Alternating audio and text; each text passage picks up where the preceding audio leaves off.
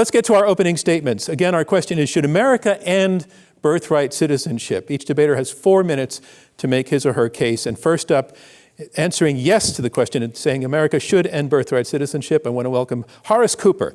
Horace is a constitutional scholar, a senior fellow with the National Center for Public Policy Research and chairman of the Project 21 Advisory Board, a frequent legal commentator who previously taught constitutional law at George Mason University, the author of a book called Put Y'all Back in Chains and another called How Trump is Making Black America Great Again.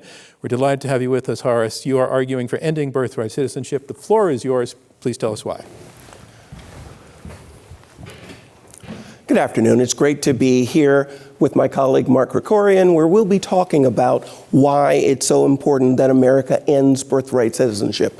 Many of you are all familiar with the Supreme Court precedent that was set in 1898 that many are using today as their pretext for allowing open-ended opportunity for anybody, for any reason, to come to America and stay for even a brief period of time and become a citizen. But first, let's start with a little bit of history.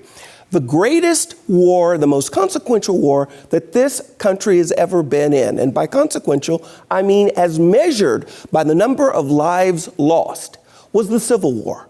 And we lost more lives during that war than we had in any war prior to that, and in fact, all the way up to the present. Immediately at the conclusion of this war, the Congress of the United States passed the very first Civil Rights Act. The Civil Rights Act of 1866, and its purpose was to make sure that the newly black freed men had all the rights of citizenship.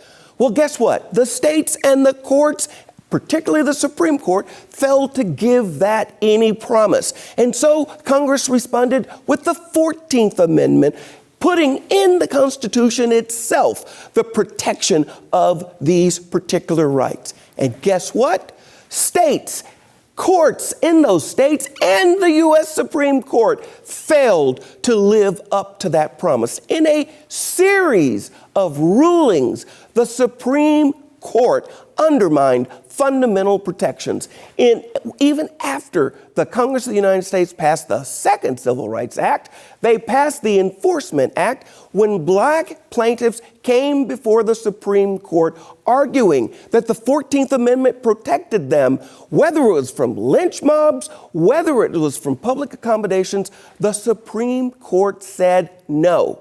In a landmark decision that every single law student has to read, Plessy v. Ferguson, the Supreme Court said even if the state itself oppresses people, that action doesn't violate the 14th Amendment. And guess what? Justice Harlan dissented. And he said, no, it's not true. The 14th Amendment protects it. It was created for black Americans. It took nearly 60 years for that understanding to become the law of the land. Well, guess what?